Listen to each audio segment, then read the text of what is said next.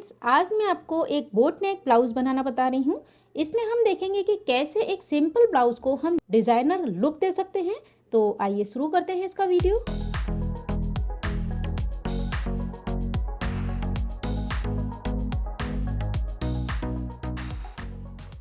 ये देखिए, मैंने आपको ये अम्ब्रेला स्कर्ट बनाना बताई थी और इसमें से जो नीचे ऑरेव कटिंग में से कपड़ा निकलता है उसमें से आज मैंने ये ब्लाउज़ बनाया है। तो यहाँ मैंने दोनों कपड़े 75 इंच के लिए हुए हैं। तो यहाँ सबसे पहले हम मार्किंग करेंगे अस्तर के ऊपर। तो देखिए, हमने इस कपड़े को डबल फोल्ड करके बिछा लिया है और जो ब्लाउज़ मैं यहाँ बना रही हूँ वो बैक ओपन है। तो हम यहाँ पर जो फोल्डेड साइड है वहाँ से फ्रंट के पर्दे के लिए ड्राफ्टिंग करेंगे। तो मैं जो ब्लाउज़ बना रही हूँ वो क्रॉप टॉप की तरह है। यहाँ पर रेडी लेंथ रखूँगी 15 इंच, इसलिए मैंने यहाँ 1 इंच प्लस करके 16 इंच लिया है। और शोल्डर, क्योंकि ये बोट नेक है और यहाँ विदाउट स्लीव्स में ये बना रही हूँ, तो यहाँ 14 का हाफ मैंने लिया है 7 इंच और उसमें मैंने हाफ इंच और ऐड किया है। तो 7.5 पर यहाँ शोल्डर का निशान लिया है। इसके बाद मैंने यहाँ भी 7.5 इंच लिया है और यहाँ पर मैं 34 चेस्ट के लिए बना रही हूँ, इसलिए मैंने 8.5 पर निशान लगाया है और उसमें 1.5 इंच हम लूजिंग के लिए ऐड कर देंगे। तो टोटल 10 इंच पर निशान लगाएंगे। अब इसमें जो कमर का नाप है वो है 28 इंच। तो देखिए, 7 इंच तो हो गया इसका फोर्थ पार्ट, 1 इंच हम लेंगे टक्स के लिए और 1.5 इंच यहाँ लूजिंग रखेंगे। तो टोटल 9.5 पर आपको यहाँ निशान लगाना है और इस साइड के दोनों निशान मिला देंगे। अब जो आर्म होल के लिए निशान लगाया था वहाँ पर आप 3 इंच पर एक निशान लगाएं और इन दोनों निशानों को मिलाकर एक कर्व लगा दें। इसके बाद हम लेंगे नेक, क्योंकि ये बोट नेक है तो मैं यहाँ पर ले रही हूँ 4 इंच। इसके बाद इसकी जो गहराई है वो मैंने ली है 3 इंच। अब इसका हम एक बॉक्स बनाएंगे, इसमें हम यहाँ एक शेप लगा देंगे। तो मैं यहाँ पर फ्रेंच कर्व से इस शेप को लगा लेती हूँ। तो यहाँ पर बिल्कुल हल्का सा मैंने शोल्डर डाउन किया है और चूंकि ये फ्रंट का पीस है तो हम यहाँ पर आर्म होल पर फ्रंट की शेप भी लगा लेते हैं। तो हाफ इंच की गहराई आपको लेनी है और एक यहाँ पर शेप लगा लेना है। तो इस तरह से ड्राफ्टिंग कंप्लीट हो गई है और मैं इसे यहाँ से कट कर लेती हूँ। तो देखिए, कट करने के बाद अभी मैंने यहाँ फ्रंट की जो शेप है उसे कट नहीं किया है। इस पर्दे को हम उठाएंगे और बैक का पीस निकालेंगे। तो देखिए, इस तरह से हम जो ओपन की साइड है वहाँ पर जो किनार होती है उतना हिस्सा हम छोड़ देंगे और आपको इस पर्दे को सेम टू सेम यहाँ ड्रॉ करना है। तो देखिए, यहाँ मैंने इसे पूरा ड्रॉ कर लिया है और अब आप इसे कट कर लें। तो देखिए, बैक पीस कट हो गया है और फ्रंट के पीस में आपको सिर्फ आर्म होल के लिए जो शेप लगाई थी उसे और कट कर लेना है। तो देखिए, यहाँ पर फ्रंट और बैक के पीस कंप्लीट हैं। अब यहाँ पर हम निशान लगा लेते हैं टक्स के लिए। तो यहाँ मैंने शोल्डर से 10 इंच पर एक निशान लगाया है और फ्रंट की साइड से हम लेंगे 3.4। तो इस तरह से 10 इंच और 3.4 इंच पर जो पॉइंट आएगा वो होगा इसका बस्ट पॉइंट और इस पॉइंट से जस्ट 1.5 इंच नीचे हम एक निशान लगाएंगे और उसे स्ट्रेट नीचे तक मिला देंगे।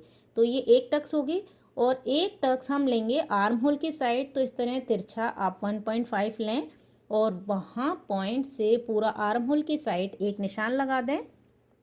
तो इस तरह से सिर्फ ये 2 टक्स आपको लगाने हैं और इस ब्लाउज की जो फिटिंग है वो बहुत ही गजब की आएगी। तो नीचे की जो टक्स लगाएंगे वो 1 इंच की लगाएंगे, दोनों साइड इस तरह से हाफ इंच लेंगे और जो आर्म होल की साइड है वो हम हाफ इंच की लगाएंगे और यही निशान हम पर्दे के दूसरी साइड भी ले लेंगे। तो यहाँ बैक पीस में भी मैंने पीछे की जो टक्स होती है वो लगा ली है। अब यहाँ पर हम पीछे एक नेक बनाएंगे। तो देखिए, जो गला मैंने कट किया है उसके जस्ट नीचे आपको 1 इंच पर निशान लगाना है और उसके बाद आपको नीचे बॉटम की साइड से देखना है कि आप कितना इंच छोड़ना चाहते हैं। तो मैंने यहाँ पर 5 इंच इसे छोड़ दिया है। अब बीच का जो आपका बचा है दोनों पॉइंट के बीच में आपको ड्रॉ करना है। तो यहाँ पर आप कोई भी नेक ड्रॉ कर सकते हैं।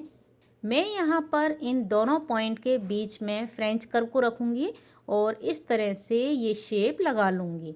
तो इससे बहुत ही फिनिशिंग के साथ शेप आता है। और अब हम यहाँ इसे कट कर लेंगे। यहाँ पर बैक का नेक भी मैंने कट कर लिया है। इस तरह से फ्रंट और बैक के पीस कंप्लीट हो गए हैं। अब हम इन्हें अपने मेन फैब्रिक पर रखेंगे और उसे भी कट कर लेंगे।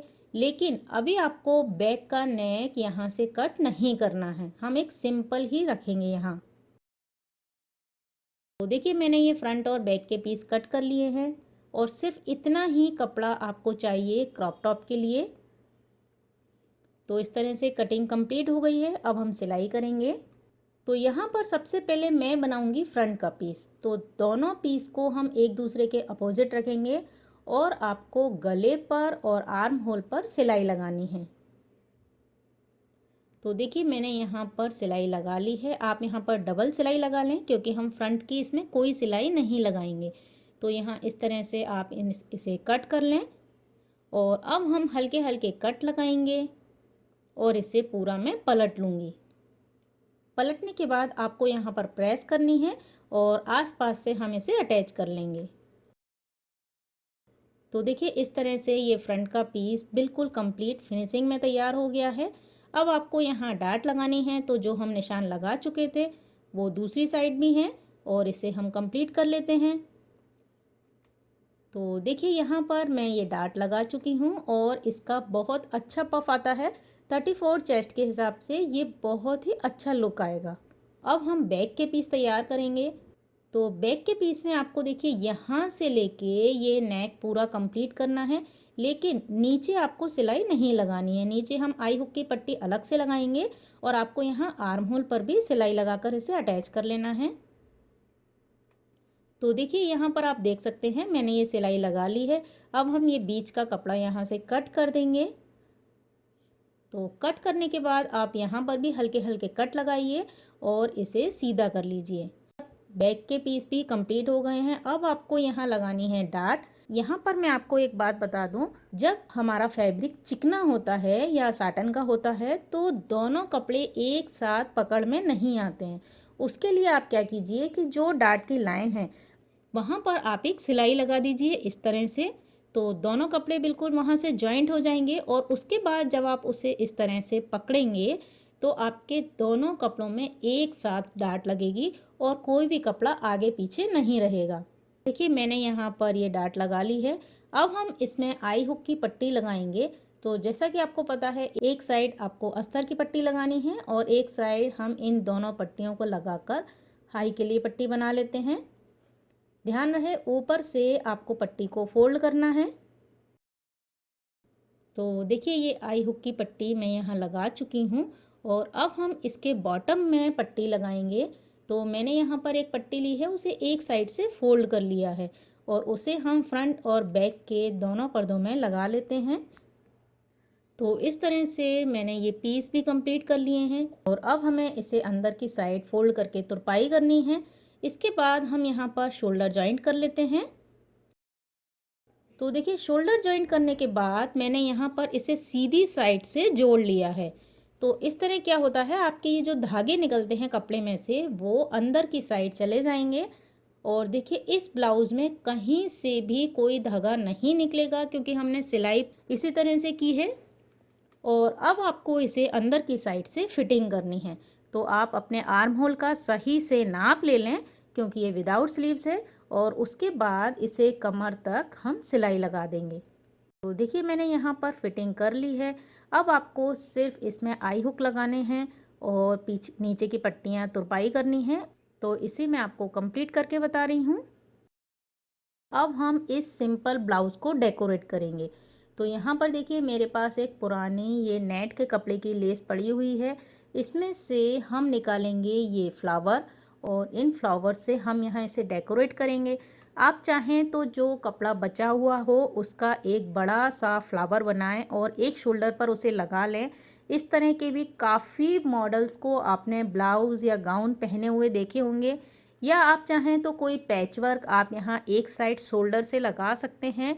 तो यहाँ पर मैंने जो लेस थी उसके फ्लावर कट कर लिए हैं और उससे हम इसे यहाँ नेक पर और एक साइड पर चिपका लेंगे क्योंकि जो लेफ़्ट साइड होती है वहाँ पर तो दुपट्टा आ जाता है। तो सीधी साइड पर ही हम इसे डेकोरेट करेंगे। तो यहाँ पर मैं इसे चिपका लेती हूँ और यहाँ चिपकाने के लिए मैंने ये फेवी बॉन्ड नाम का जो ट्यूब आता है उसे इस्तेमाल किया है। इससे जब हम इसे चिपकाते हैं तो ये बिल्कुल परफेक्ट चिपकते हैं, कभी भी नहीं निकलते हैं। तो देखिए मैंने यहाँ पर इसे चिपकाया है। अंदर मैंने एक पेपर लगा लिया था जिससे कोई भी एक्स्ट्रा गम हो तो पेपर पर आए और हमारी जो दूसरी साइड है ब्लाउज की वहाँ तक गम नहीं पहुँचे। तो इसी तरह से आप अपने ब्लाउज को डेकोरेट करें। तो यहाँ पर भी देखिए मैंने ये लटकन इसमें लगा ली है और ये लटकन भी मैंने घर पर ही बनाई है। 2 फ्लावर को आपस में सिल दिया है और उसमें मैंने इस तरह से 3-3 लटकन अटैच की हैं। तो इस तरह इसका लुक आ गया है देखिए, और बहुत ही कम कपड़े में ये तैयार हुआ है और बहुत कम समय में आप इसे बना सकते हैं।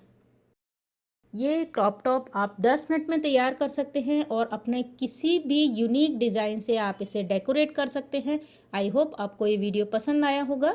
अगर आपको ये वीडियो पसंद आए तो प्लीज़ इसे लाइक कीजिए, शेयर कीजिए अपने फ्रेंड्स के साथ, साथ ही सब्सक्राइब कीजिए मेरे चैनल कृष्णा क्रिएशन को। Thanks for watching this video.